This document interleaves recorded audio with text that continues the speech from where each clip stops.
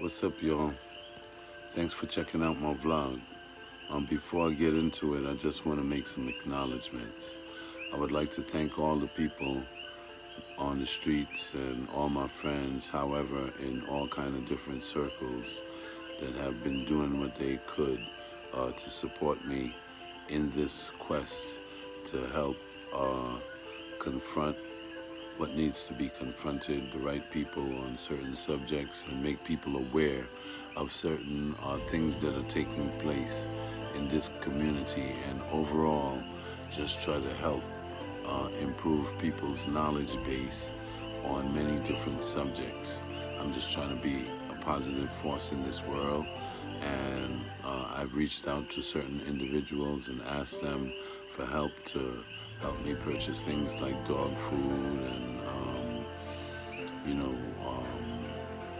know, food for myself, gas for my generator, take care of some basic needs, so I could buy detergent and personal hygiene items, so I have more time to do the things I do and research the things I research and bring the information to you that I believe that you agree with me needs to be brought out, and I have the courage to go and speak to the right people and confront them with the right questions, so people believe in me and they invest in me. And I ask you, if you have an opportunity and you like the content that I produce and the things that I'm doing, and there's a whole lot more to come, believe me.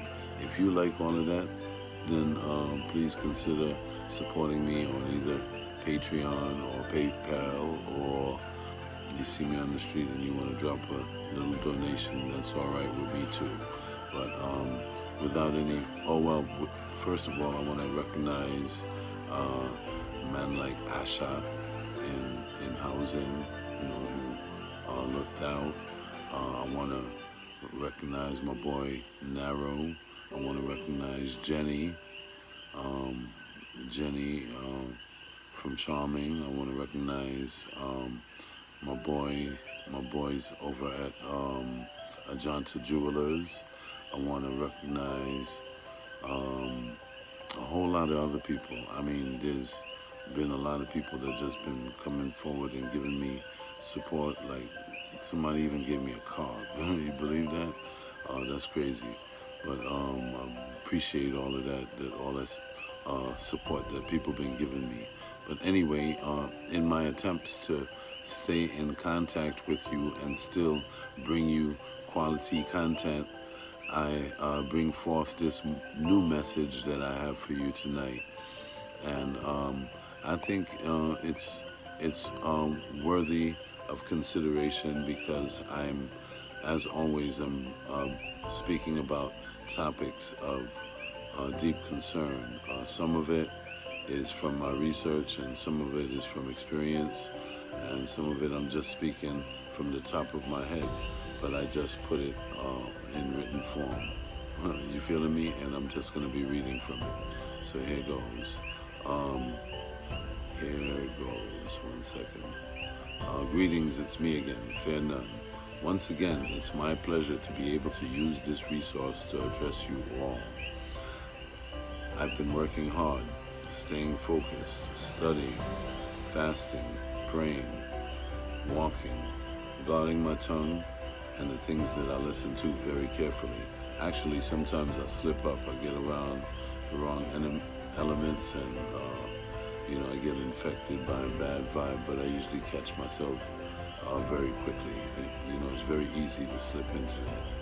Anyway, I've been depriving myself of instant gratification, and you guys don't need to know this, but it's important that I mention it. Abstaining from sex to kind of purify myself. I've been doing my best to practice being self-disciplined, and it is working for me. And when I tell people that I live in the bush, they usually initially feel bad for me until I tell them not to. I tell them that not only am I in really good condition where I am, I tell them that it is my choice to be there, and it is also my choice to remain here. The benefit of doing all of these things is to minimize the amount of confusion that I allow into my life. Contracts, to purify myself from the influences of those whose spiritual vibration is a drain to mine. To leverage my time by reducing the amount of time that I spend trying to keep a roof over my head. I simply provided one for myself and continue to maintain and improve the one that I've provided for myself. I've adopted a minimalist lifestyle. I have very few contractual obligations or expectations of me. The benefit of all of those things that I mentioned is that I get to live free. I get to be me all the time. And when I say I get to live free, I don't mean free of cost. Yeah, that's part of it. I mean free in a totally different context. Of course there's a cost. I pay it all the time. All the things I mentioned in the beginning of this word sound is the cost, and I pay it every day. The reason that I pay this cost is in order that I may be able to be the boss. Ever heard of that? Of course you have. Not the boss of anyone else, just myself. I would never want to impose on anyone else's free will unless they are hurting others. And in the same token, if my free will affects others negatively, then I expect that my free will to perform those actions should be objectively limited by my peers after the proper protocol to review my actions have been taken. And what I just spoke about is called accountability, and I am a big fan of it. It's a philosophy or school of thought that has to be discussed more in our communities in order that we may all be on the same page as to what is important to us as a society as we continue to forge our way onward. Although I want to exercise my free will and should be allowed to do so, I should not expect that if it results in an imposition, to be able to do so if it results in the imposition of the rights of others. I have very few personal concerns. I'm concerned mostly with growth, personal growth. My children are well provided for and I have a great relationship with them. All I got to do is survive and take care of myself and my dogs and my cat. I don't have to be comfortable. I just have to survive intact for one day and one night until the next one, indefinitely. And I could do this for as long as my physical and mental health holds up. I say this because in this climate of fear and corruption that we live in here in the Virgin Islands, and the type of person that I've chosen to become, even with the best intentions, my physical well-being is sure to be challenged on a regular basis.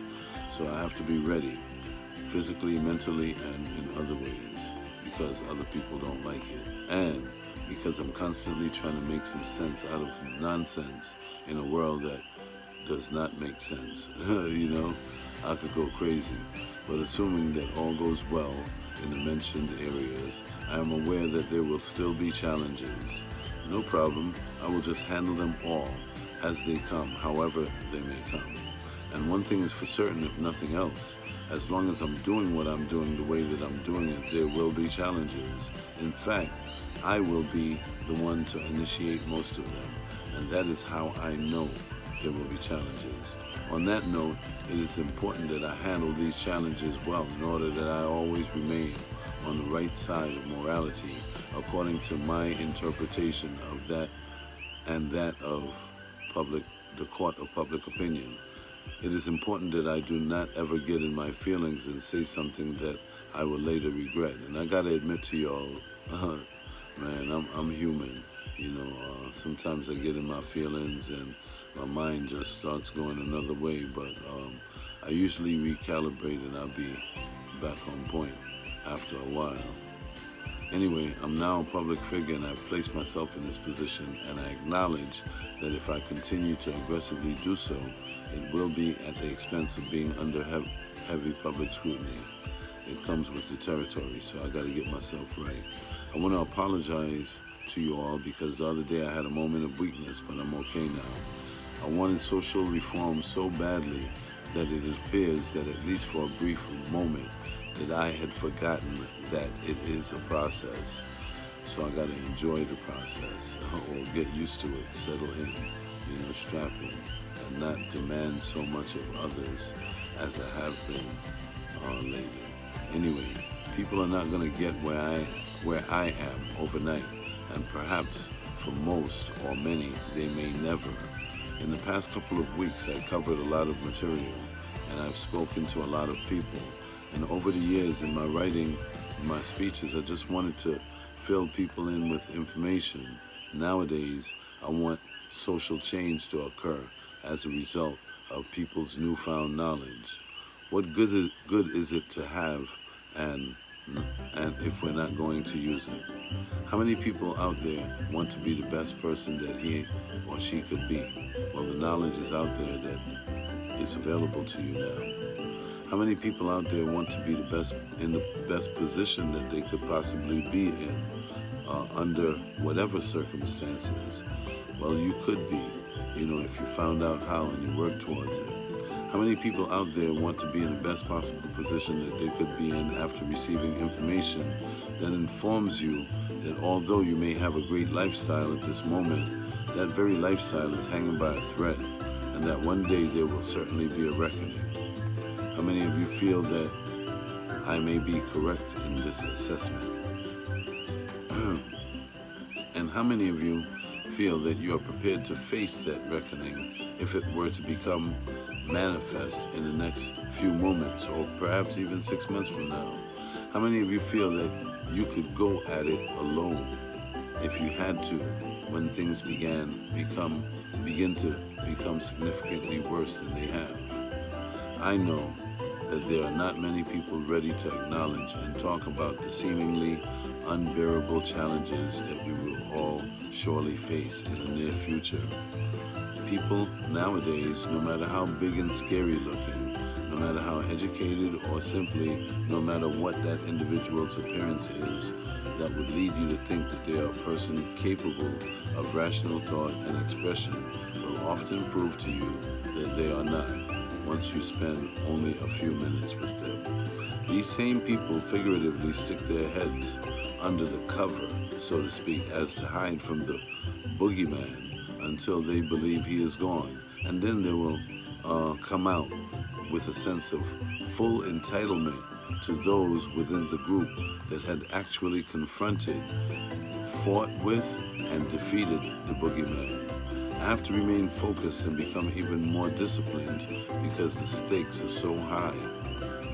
The people of my community, heck, the people of the world are in really bad shape because of the way we think collectively.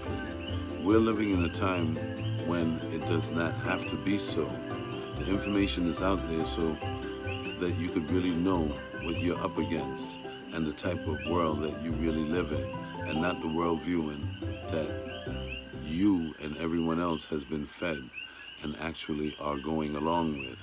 If you want an example of a people who could have benefited from the type of stuff that I am spitting right now, that if I would have told them these very same things only 2 months ago, they would have likely scoffed at me and laughed at me. The things that happened to them couldn't have been conceived by them prior to the time that these things occurred. The theme that I would have pushed for them is preparedness, because after all, realistically, like us, all the people of the Bahamas really had was each other. That's all the people that have remained on those islands ever really had, and the Most High. Now look at how poorly the Bahamian government responded. You think governments around the world care? Really? How long has the Bahamas been a playground for the wealthy to American tourists? Yet, at a time when Americans could really be there for Bahamians, they were turned around and told that they were not welcome to seek refuge in our country. That is a decision that I am not too proud of the U.S. President for making. Right now, they are projecting at least another 15 years for the Bahamas to be built back up here to a substandard level, probably. Anyway, the reality is that the Bahamas will likely never ever function as it once did again. We here in the U.S. Virgin Islands are probably only one major storm away from being in that same condition. No, we don't have low-lying coastlines as they do in the Bahamas, but we are not only prone to being threatened with a certain amount of tropical storms and hurricanes annually, we do live in an active earthquake zone as well. Just one serious major earthquake could seriously injure our economic infrastructure, and then it's all downhill from there. And depending on the time of year of such an occurrence in proximity to hurricane season, the results could be ongoing and devastating. So the question is, what could the Bahamian people have done to ensure a better outcome in the aftermath of such a disaster? Admittedly, not much in terms of the occurrence itself. However, if they had the foresight as a community to be ready for any disaster that comes their way, no matter what it is, they could have fared much better in the end.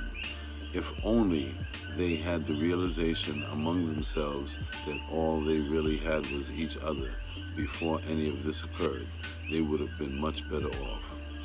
But they didn't, and the rest is history. And if you were to go around and take a survey right now in the Virgin Islands, you hear people say that it's rough nowadays. Everybody says it. Almost everyone is in agreement, even the wealthy. The wealthy is in agreement because they realize that things are tough for the poor, and the poor really don't have much to give them anymore. Nobody wants it this way, and we all wish that things would just fix themselves. But the fact of the matter is that all major civilizations are now simultaneously in decline for many reasons. Y'all are just in denial.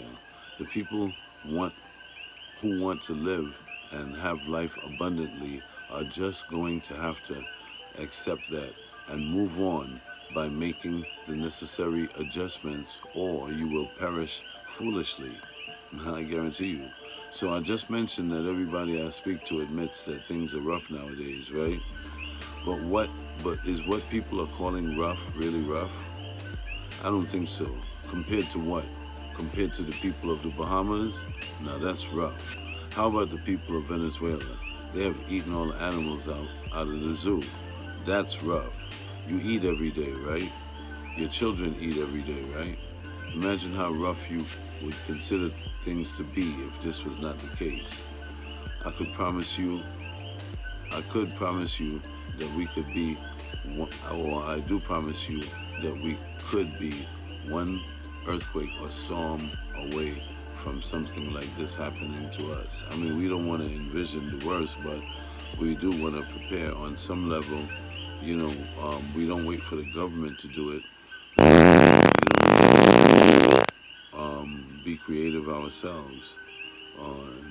Anyway, I'll talk about that government stuff later too. Anyway, just saying, Virgin Islanders, what are our priorities? How do we go on towards the future? Our civilizations throughout the world are already proven to be unsustainable. So I'm not like really trying to save the civilization. It's already done. The Most High has spoken. That they're expected to collapse at any time, our civilizations. But they're not going to tell you that, are they? Nope. You could run somewhere else, but things are going to be the same there too. So we don't produce our own food or water here in the VI, and that's dangerous, and that needs to change. So that should be one of our priorities. We don't even have a culture that supports that. We have no idea how we're going to do that. And the people are so lazy. I don't know what's going to happen to us. This needs to change. And it is already a part of my culture, but it needs to become a part of all of our culture. I've been talking the same type of stuff for many years, and in those years, many of you have scoffed at me and looked down upon me. That's fine, because I'm self-validated and, more importantly, ready to deal with whatever comes my way whenever it comes. When a disaster strikes, I will have food. I don't know about you. I have no idea how you and your family will adjust to the first few months of any real unforeseeable sustained disaster. Um, but I know how mine will. I know how mine will adjust to it. And my goal is to comfortably have enough food stores to last for at least 1 year for every member of my family. And I intend to hide it really well for when we're in those times. And we intend to provide whatever medicines and other things we need for those times for ourselves too. And I'm encouraging you to do the same. And when hard times truly hit, you will not have FEMA and the Red Cross forever. So my message is to you, my brothers and sisters, is to wake up and finally seriously acknowledge the challenges that there are many challenges all around us to master and overcome, and to take these challenges seriously. You don't want to start beginning to master certain skills that you're going to need in the future at the time when the necessity to have those skills present themselves. You feeling me? So while we still could, and while we still eat every day, even though our standard of living is on the decline, but our standard of living is still relatively high, while we still have the resources that we need to procure what will be needed to get us through the initial hard times, I suggest we do so. Then we have more than enough examples that we as a people have been privy to, that has warned us about the true potential of our lives to be permanently changed in an instant. And that's it for me for today. I just wanted to give you this message so that you can have it in your heads. Wake up from your slumber and let's get organized. I may be upset about our brothers and sisters in our communities for many different reasons, but I would never want to see them suffer if it could be avoided. That's why I keep talking about this type of stuff. And I'm trying to remind you, brothers and sisters, all we really have is each other. And I know that many of you already know that. We've already been through some major emergencies before, and we weren't prepared for them. I don't know whether we're still in danger of experiencing a hurricane for the rest of this season, but while living in my compound out here in the bush with a flimsy structure to protect both myself and my belongings, and what I witnessed in the Bahamas, I spoke to my Creator, and I made a deal with the Creator that if we were spared from this disaster this season, that I would do everything that I could for as long as I can to bring awareness of the value of preparedness, of our preparedness as a people, the need for our preparedness as a people. Anyway, I've done what I set out to do today, and I'd like to thank you for your full indulgence, and I wish you all a safe and enjoyable day. 1. Godspeed. Thank you for listening. Talk to you later. Bye.